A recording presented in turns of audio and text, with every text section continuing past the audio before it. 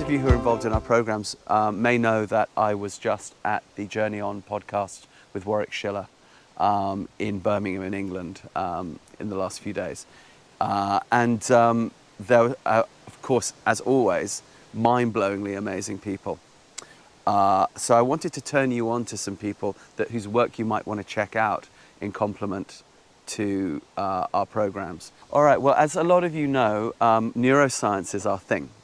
In fact, we've been asked by Eastern Virginia Medical School to put on a neuroscience conference on the 13th of September 2024. That's about a month out from, not even, from this conversation that I'm having now.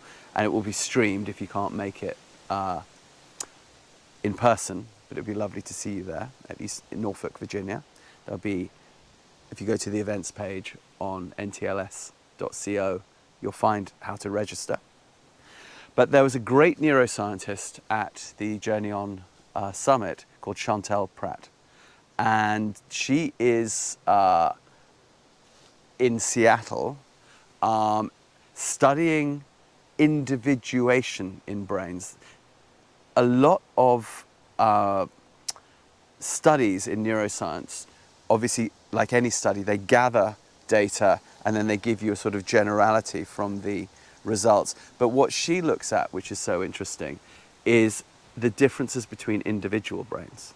And she showed us how vastly different each brain's perception of the same words, the same sights and sounds and smells, how truly vast the difference in all our perception is, and that therefore within, say, neurodiversity is not simply the autism spectrum or ADHD, it's all of us.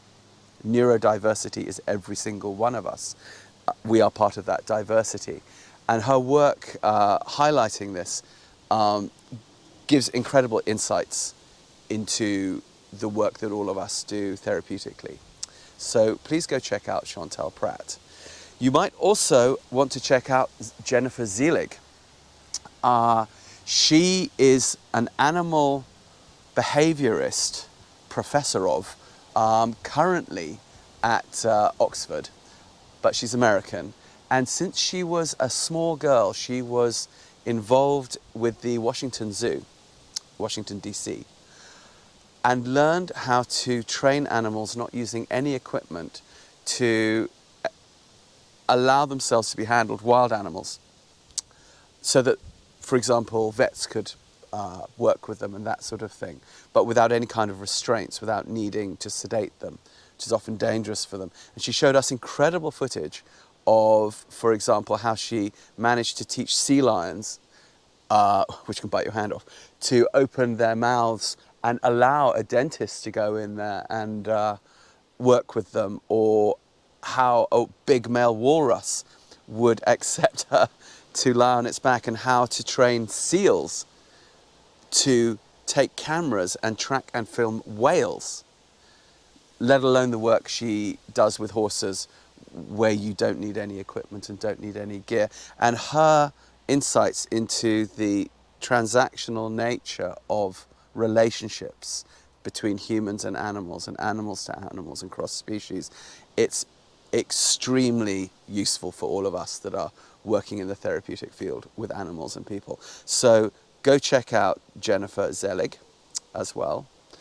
Just Google. And then I also think it might not be a bad idea, and I have to pull her name up on my phone because she's Swedish and I'm worried I'm going to say it wrong. But she's an animal communicator. Emily, with an E on the end instead of a Y, so Emelie, Kj Dorter, Casdotter.